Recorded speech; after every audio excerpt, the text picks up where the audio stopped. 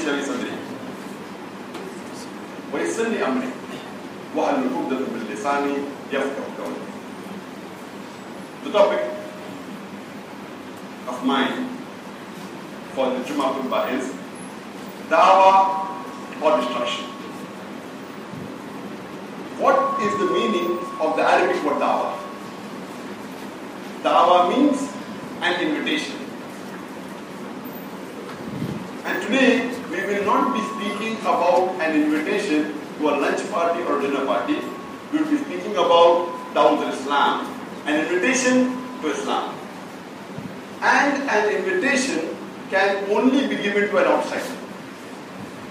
That's the reason Dawah specifically means inviting the non-Muslims towards Islam. Giving information of Islam to the non-Muslims is called as Dawah.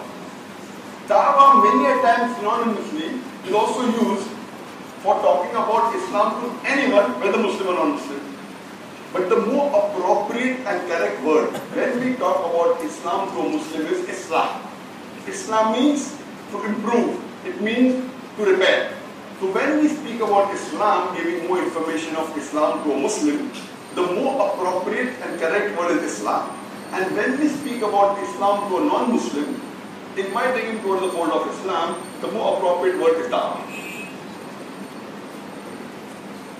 Allah subhanahu wa ta'ala says in the Quran, in Surah Imran, chapter 3, verse 110, Kuntum khaira ummatil khidat lin-nas. O ye Muslims, ye are the best of peoples given for mankind. Allah subhanahu wa ta'ala is giving us an honor and calling us the khaira ummah, the best of people. Whenever there is honor, it is always followed up with responsibility. There is no honor without responsibility. For example,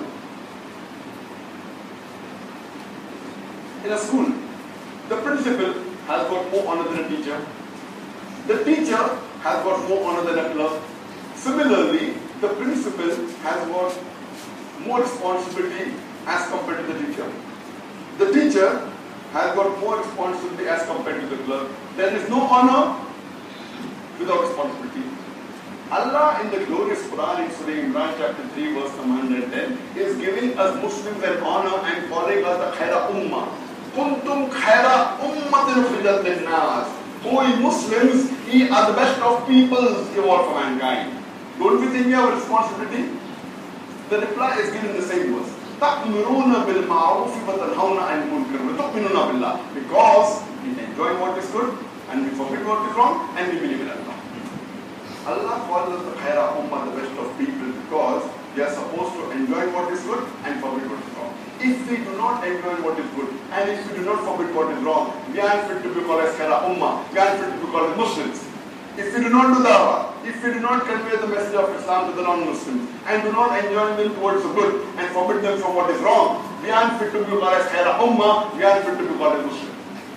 Allah says in the Quran in Surah Baqarah chapter number 2 verse 143 that we have made you an ummah wasat, a middlemost community, a justly balanced community, so that you may be a witness over the nations and the Messenger Muhammad sallallahu alaihi wasallam will be a witness over you. I start my talk by quoting a verse from the Quran, from Surah Tawbah, chapter number 9, verse number 24. And Surah Tawbah happens to be one of the most militant surah of the glorious Quran. Why do I say it is the most militant surah of the glorious Quran? Because it is the only surah which does not begin with the beautiful formula Bismillah ar-Rahman ar-Rahim. Otherwise, each and every surah of the glorious Quran begins with the formula Bismillah ar-Rahman ar-Rahim. In the name of Allah, most gracious, most merciful. Why there is no Bismillah ar-Rahman ar-Rahim in the beginning of Surah? In the beginning of Surah Tawbah chapter 9. There are various opinions given by various mufassirin for why Surah Tawbah does not begin with the formula Bismillah ar-Rahman ar-Rahim. One of them is that when you get down to the subject, when you want to give a message directly, if it's an important message, you get to the subject directly. For example, if suppose there is a hooligan, while you are walking with your mother or with your wife on the streets of Accra, there is a hooligan who snatches the bag of your mother. or of your wife, what will you do? But naturally chase him. And the moment you catch up with him, you will not say, Assalamu alaikum wa rahmatullah, may peace be on you. You will not say Bismillahirrahmanirrahim, in the name of Allah, most gracious, most merciful. You will get down to the something direct. Hey mister, give me the hand back, I'll break your neck. Hey mister, give me the hand back, I'll break your arm. You will get down to the subject direct. Bismillah is uncalled. Similarly, in this Quran, in Surah Tawbah, chapter number 9, it speaks about a peace treaty between the Muslims and the mushriks of Makkah. And by the time Allah subhanahu wa ta'ala reaches verse number 5, the peace treaty is unilaterally broken by the mushriks of Makkah. By the time Allah subhanahu wa ta'ala reaches verse number 5, he gets down to the subject directly. And he is giving an ultimatum to the mushriks of Makkah. You put things straight in 4 months' time, otherwise a declaration of war. And when Allah is giving one of the harshest warnings, Allah gets down to the subject directly. By the time Allah subhanahu wa ta'ala reaches verse number 24, the ayah, I started my Kutba with. Now, we Muslims, we are in the firing line. Allah is addressing us Muslims, and Allah says, Qul in kana abaukum. Say whether it be for your fathers, wa abnaukum, or your sons, wa ikhwanukum, or your brothers, wa azwajukum, or your spouses, or your wives, wa ashiratukum, or your relatives. Allah is asking you what are your considerations. Are they your fathers?